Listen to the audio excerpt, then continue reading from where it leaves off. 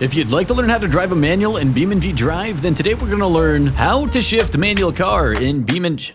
Jeez, what is how to shift manual car in BeamNG. Stammy, stop doing that. It's not me talks. It's the new guy. Boy, knock it off. In this video, we're going to learn how to drive a manual in BeamNG the right way, which is going to include how to set up your controls, how to start driving, how to shift up and shift down, and also how to come to a complete stop. The whole idea of what I'm about to show you is so that you can go from being a casual player to being one that is more experienced. So, welcome to Toxic Noise, and welcome to my How to Drive in BeamNG series. Next, I'm going to be covering how to drift in BeamNG, so if you'd like to see those videos, then you know what to do. But as for right now, let's make sure that your controls are set up to drive a manual. To start off, we're going to hit the escape key, go to options, go to gameplay, and then all of these boxes that I have highlighted need to be unchecked. If you do leave them checked, then the game is going to try and assist you when shifting, which kind of defeats the whole purpose of manual. Next, go to controls, and the search bar is where you're going to start setting up your shifter. If you have an H pattern shifter, then follow this pattern here or this pattern right here. And for example, I can type in first gear, hit this plus icon, assign first gear, and don't forget to hit apply. Then, of course, you do this for all of your other gears, but what if you don't have a shifter? If you're rocking just a wheel, a controller, or a keyboard, then you're going to use shift up and shift down. On a wheel, this should be pretty self-explanatory, but it's right paddle shift up, left paddle is shift down. Then your clutch pedal is the far left one, your brake is the center, and your throttle is on the far right. If you are a controller user, on the other hand, this is the layout that I typically go by. And for keyboard, this is probably the layout that I would use. I wish you the best on this journey, soldier. Last but not least, for controls, if you lay on the brakes and your vehicle starts to go in reverse, that means you need to hit the Q button because you're currently in arcade mode. We want to be in what's called realistic gearbox mode. And now it's time to learn how to drive a manual. Go to West Coast USA, hit escape, go to vehicles, and select the Covette. I said Covette.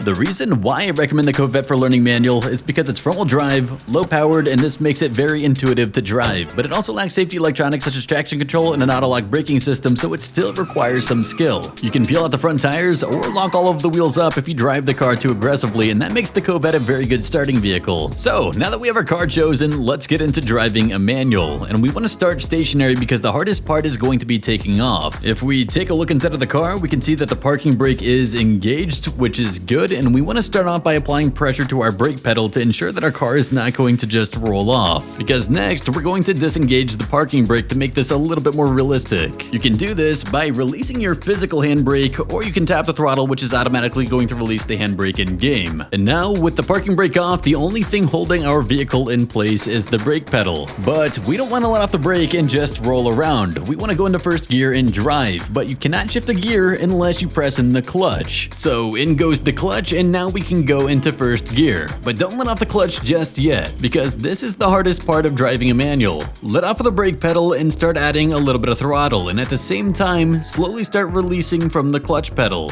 Again, off the brake pedal, slowly onto the throttle, and at the same time, slowly off of the clutch. If you do this correctly, the front tire shouldn't spin out, chirp, or the vehicle shouldn't stall. It should begin rolling nice and smooth. If you'd like more of a visual representation like I tend to, as we said before, the parking brake starts off engaged. Then you press the brake pedal, which locks up all of your wheels, and then you can release the handbrake. Our engine at this point is spinning, and it's turning this rod, these two discs, and the end of this rod. So it would be a really bad idea to jam a gear right here because it's going to start grinding against the gear behind the wheel. I know, really accurate representation of a transmission. Definitely a giant gear behind your front tire. That's what this is.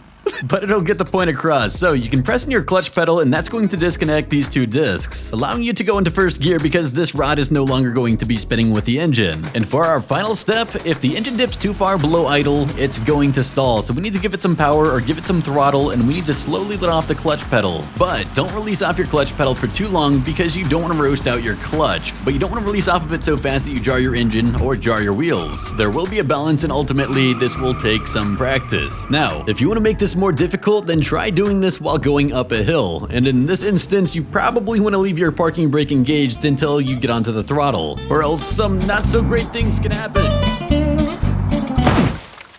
Let's try that without death. So, clutch in, first gear, and this time, be heavier on the throttle while pulling off the clutch and let your handbrake disengage. Or again, if you have a physical handbrake, then you can practice doing this like you would in real life. Slowly adding throttle, letting off of the handbrake, and letting off of the clutch. And the reason why you typically do it this way for hill starts is because you only have 2 feet. So there's going to be a moment where your right foot goes from your brake pedal to your throttle, and that's going to give a moment where your car can roll around. So instead, we can use our free hand on our parking brake as the brake pedal and release that as we start to add some throttle and release the clutch. I recommend letting the game do this for you automatically, but as you start to get the hang of things, I think you should give it a try. Also, you are 100% going to mess this up numerous times, so please don't get frustrated. And before moving on in this video, just put this onto a playlist or bookmark it and come back later. Just take some time to practice. Before we move on to shifting up and shifting down, I do want to state that if you have controller or keyboard, using the clutch is going to be a little bit more difficult because the clutch is either fully pressed in or it's not pressed at all. This means you can't vary it in between and find what is called the bite point. You have to build up your revs a little bit more, drop the clutch, and your front wheels are probably going to chirp. No big deal though, as long as you're having some fun. Anyways, now that our vehicle is rolling and creeping up on the revs, we want to shift into second gear. So let off the throttle, press in the clutch, shift in the second gear, let off the clutch, and press into the throttle. Also, you might notice I'm keeping the engine revs relatively low because I'm saving on engine wear and petrol. By revving your engine up high, you're going to be causing excessive friction and premature failure. But talks with noise. It's cool to drop bars and ping, ping, ping, ping, ping, ping.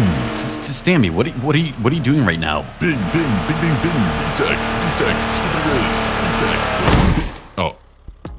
I'm going to move along. As we were, with our vehicle moving along, we now want to come to a complete stop. So apply pressure to the brake, and once the engine dies down to about 1000 revs, get onto the clutch. The 1000 revs rule isn't the same for every single vehicle, so you're going to have to kind of get a feel for what you're driving. Essentially, we don't want the engine to fall below idle because then it's going to try and stall, so we have to use the clutch before that happens. Now that we're coming to a stoplight, we can put our vehicle into neutral, let go of the clutch, and just sit on the brake. The reason why we didn't push the clutch in right off the bat is because we can actually use the engine to start braking the vehicle. With no throttle being added, an engine will start to slow down the driven wheels, and this effect is even greater with higher revs. You may have heard of this referenced to as engine braking, and the reason why engine braking is good is because as your engine is actively stopping the vehicle, it's no longer going to be injecting fuel into the cylinders. If your engine is sitting at idle, it's going to be producing some power, which is exactly what it does as your clutch is pressed in. By riding the engine down to lower revs, we increase fuel efficiency and we also reduce on brake wear, something that's not commonly taught when driving a manual, so if you know why that's the case, then please let me know. And if you'd like to see what it'd be like for other players to take a driving test in BeamNG, where one ends up stalling out their vehicle, then feel free to check this video out. I might have had a police officer chase them during this test as well. Anyways, thank you for watching, and hopefully see you in the next video. 8-minute mark, let's go!